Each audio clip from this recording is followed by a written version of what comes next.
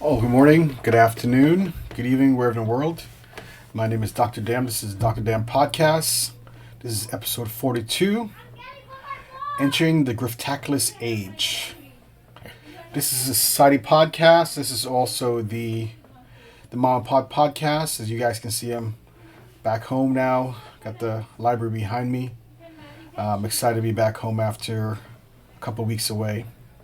So, I didn't really have a topic to talk about initially, but as Rachel Maddow would say, the news gods provide you with something that's informative for what you can discuss.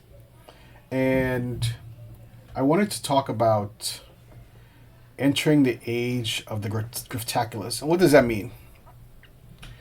We have in our society leaders who like to sell you things, either themselves, either a product, or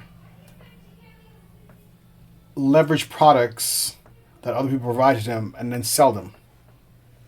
So they also willing to accept various gifts to execute certain actions. So last night, I'll just start with a story.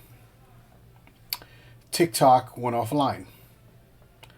Position up front, I think TikTok's a national security threat and should be in the possession possession of a company ran out of the United States. Not to be TikTok US with ByteDance owned from China or Singapore, wherever it's located, but actually a firm owned by a US company. There's many reasons for that. From my perspective, that any firm that's practice social media should be owned by a U.S. company if it works in the United States, and a lot of activities around the world involve influence and information operations, and countries like China, that's their bread and butter. Countries like Russia, that's their bread and butter, and we, United States, we also practice it through our various mediums such as movies. Social media and all these other platforms. So there is constant push of influence and information operations across the globe. It's been something that's been consistent through time immemorial. A pamphlet was dropped off in some place to explain some kind of strategy. Martin Luther, the 101 questions. I'm sorry, I'm drawing a blank, but in Germany, when he wanted to question the Catholic Church and its dominance, and it led to the Protestant Reformation, he used a messaging tool to influence the population because the population did not understand what they were being told by the Catholic Church that had gone into a very corrupt direction. So, messaging has always been part of our zeitgeist.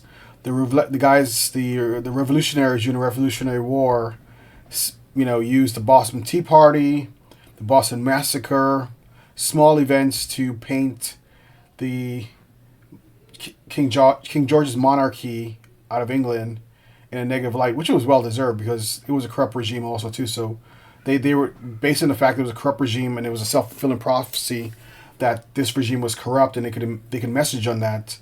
That was helpful in any kind of influence operations, information operations, to curtail the efforts of the redcoats in North America, especially here in what would become the United States of America or the original 13 colonies.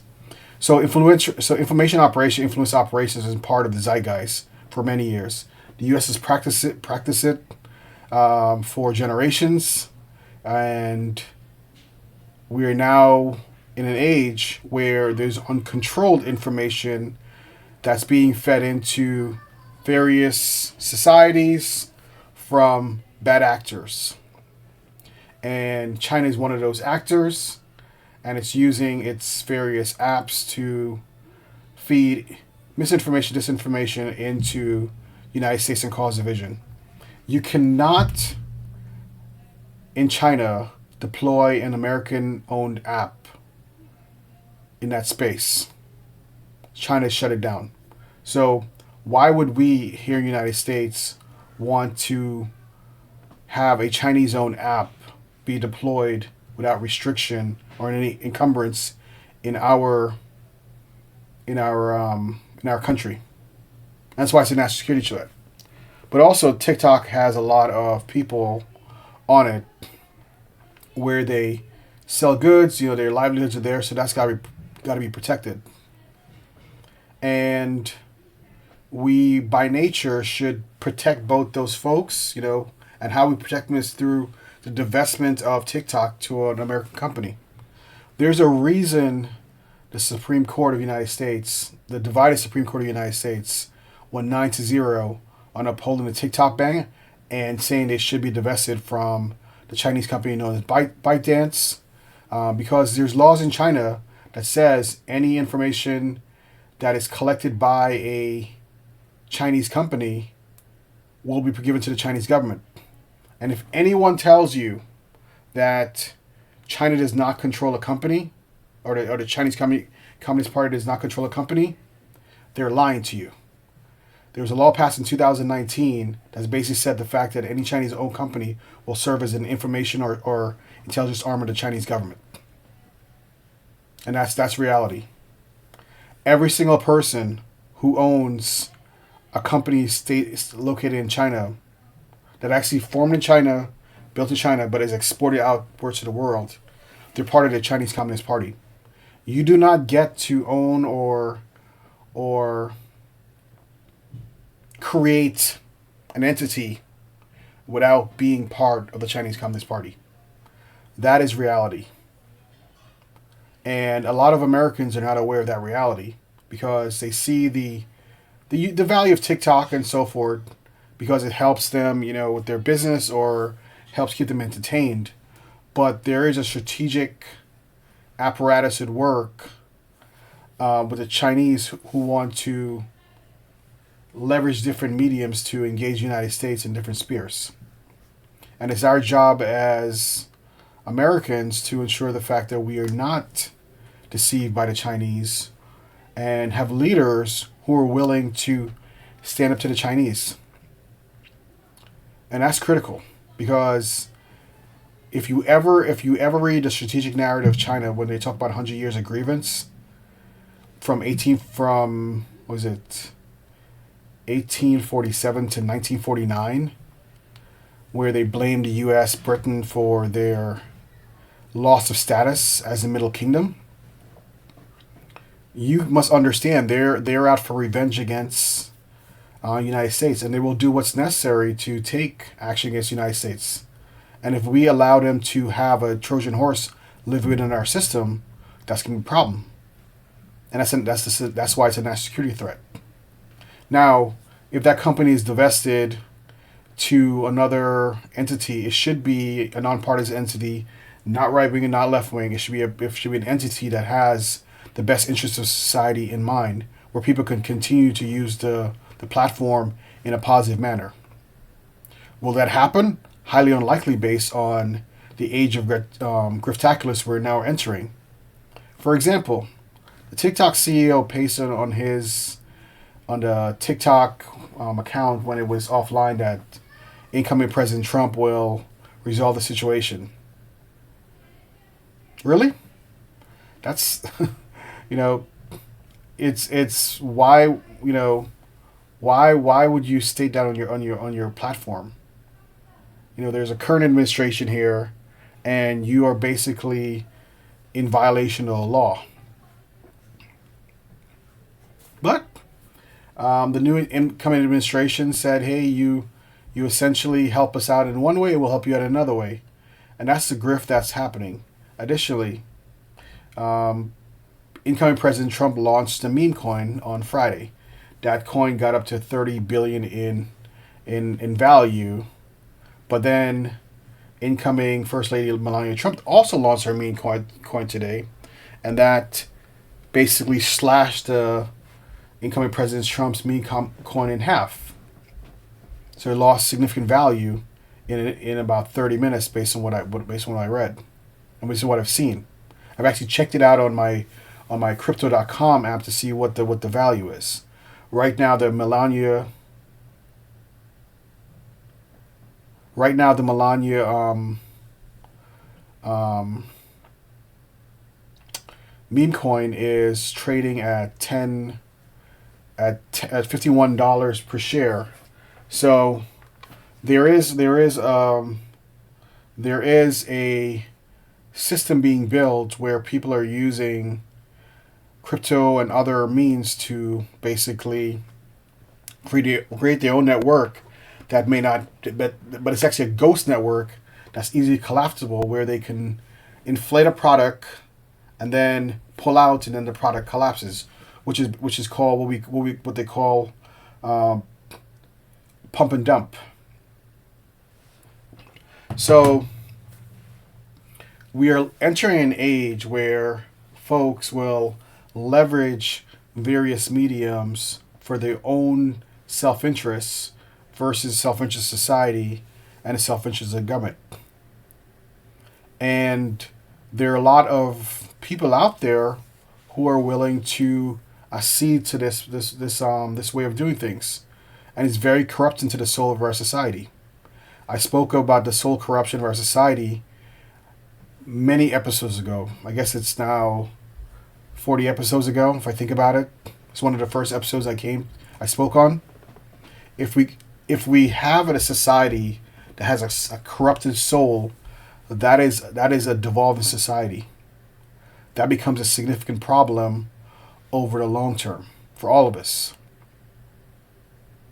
And if we allow continuous grift, meaning the fact that folks are trading favors in order to do something, that's corrupting, because then everyone will have a negative incentive, and I'm just going to say negative incentive to do bad things.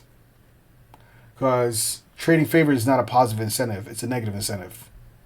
It actually defeats the common good of our society.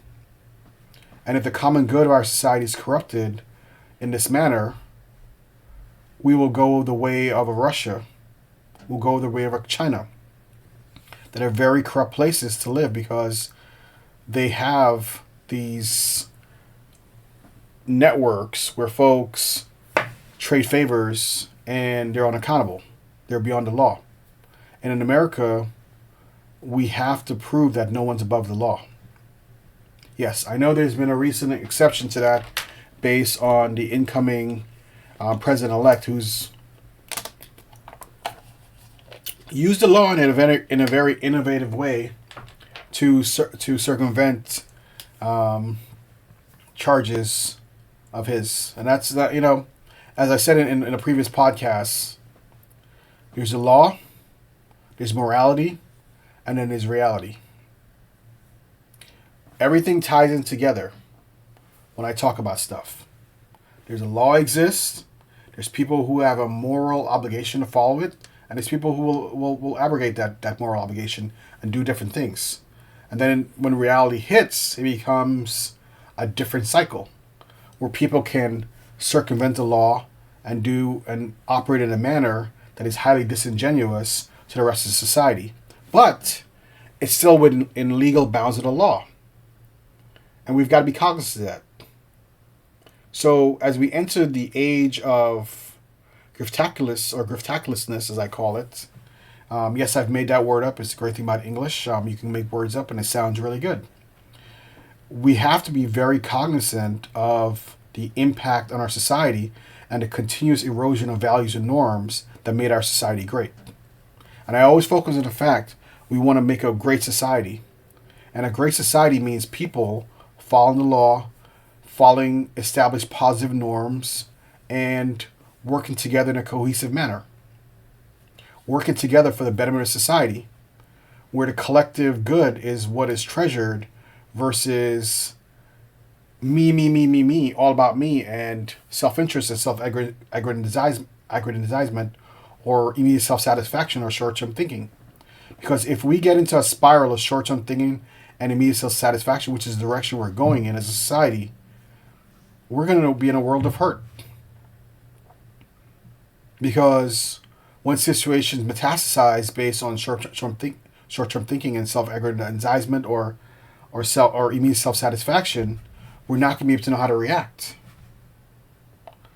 We're going to enter the abyss without a compass, and that's a problem, because it's not only a problem for us, it's going to be a problem for people next to us, people 6 degrees separation from us, and other societies. What we do matters. If we decide to violate the law or act in a gray manner or shade close to black in terms of law, because we know we're not going to be challenged, then we're creating new norms and new standards that's corrosive and destructive to our society. And we must avoid that at all possible. In the age of griftaculousness or griftaculous, we need to ensure the fact that we are focused on what is right for all, what is right for our society. We should call out grift when we see it. We should call out duplicitousness when we see it. We should call out cognitive dissonance when we see it, because that is a great negative in our society.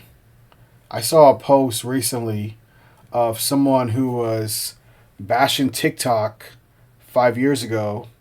Now, 5 years later, highly supportive based on the fact that the situation has changed, and actually the situation has not changed, but it's in the interest of someone who serves to bend the knee and say something is good when it's actually bad. And that's a problem. A problem that's going to continue to grow if we don't resolve the fact that grift is wrong. Grift is wrong, And there's a book above my shoulder called The Gray Rhino. It talks about how you can see obvious issues metastasizing and coalescing. That's going to be a problem. But we don't do anything about it. And then we get smacked in the face. And people may lose their lives, may lose their wealth, may lose their livelihood, and just lose everything. So we need to address the problem, the rhino in the room, before it runs us over. Grift is a big problem. We are now I thought the 2020s would be the age of the soaring 20s, where we go to another level in terms of uplifting society for the better. We will do so, but parallel to this soaring 20s is the age of griftaculousness, which is emerging as a corrosive pathogen towards the positive growth in our society.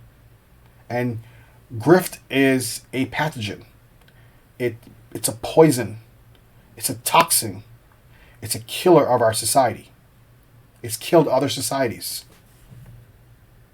That's why we must fight against it. And the antigen is... Sorry. Yes, the antigen. Yes, it is the antigen. Or the antibodies, antibodies, is to, find some kind of vaccine, which is people believing in the rule of law and following it to the nth degree, and avoiding grift and not celebrating folks who are grifts. Yes, they are grifts, and I will call them grifts. These are not words, but I'm creating words. This is one of those podcasts where you create new words out of a hide. That's the great thing about the English language. I don't know any other language, but I'm going to use grifts, griftaculousness, and griftaculous, because that's where we're entering. That's where we're entering as a group, as a society. And we need to find a way where this is rejected as bad for our society. If we let this become the norm, if we let this become the baseline of everything, we will lose the great society we have. And places and countries like China will win because their ideology is about grift and corruption and corrosion. We must not have that become part of our society. We are on the cusp of a great society, but that great society is facing major challenges. And one of those challenges is this grift that's causing an incursion through different mediums. And thus we must find a way to block those mediums. And that's by having people of great value step up and saying, hey, this is wrong, this needs to stop, and we need to pass laws that will stop it. I'm not hopeful we'll pass laws in the next 4 years based on who's entering power tomorrow. But afterwards, I hope we pass anti-laws against grift, so we end the age of griftaculousness, or the age of griftaculous. And we end this grift culture that's growing.